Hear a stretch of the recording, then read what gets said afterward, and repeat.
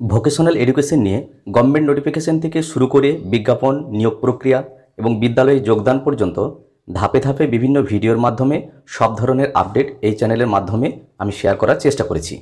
আজকের ভিডিওতে মূলত আলোচনা করব হেড অফ দ্য ইনস্টিটিউট অর্থাৎ বিদ্যালয়ের কী ভূমিকা রয়েছে এই যে স্কিম এটাকে ইমপ্লিমেন্টেশন করার ক্ষেত্রে। প্রথমেই আসছি ছাত্রছাত্রীদের সমাবেশ, অর্থাৎ ছাত্রছাত্রীদের একত্রিতকরণ বা সমাবেশ করার জন্য অভিভাবকদের নিয়ে একটা সচেতনতা শিবির করা যেতে পারে, যাতে করে তাদের মধ্যে অ্যাওয়ারনেস আসে যে স্টুডেন্টরা যাতে করে এই সেক্টরগুলো নিয়ে পড়াশোনা করে। সেই জন্য অর্থাৎ 40 জন স্টুডেন্টকে যে আমাকে এনরোল করতে হবে, তার জন্য আমাদেরকে এই মোবিলাইজেশনটা করতে হবে। মনে রাখতে হবে এখানে একজন ছাত্র কিন্তু একটি সেক্টরেই একমাত্র নির্বাচন করতে পারবে।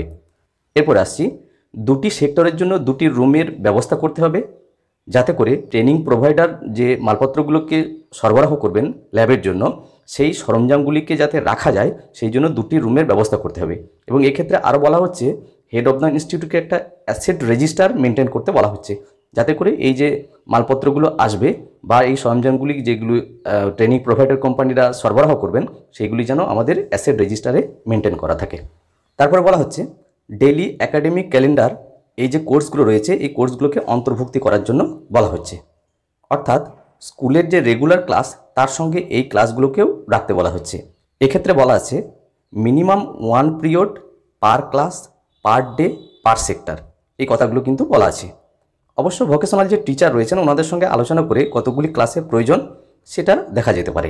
এনএসকিউ প্রদত্ত যে ভোকেশনালের যে ক্লাস, এই ক্লাসগুলি রেগুলার বেসিসে মানে আমাদের রেগুলার ক্লাসের সঙ্গে পিরিয়ডিক্যালি হচ্ছে কিনা সেটা তত্ত্বাবধান করতে হবে, অর্থাৎ মনিটরিং করার দায়িত্ব কিন্তু হেড অফ দ্য ইনস্টিটিউটের রয়েছে।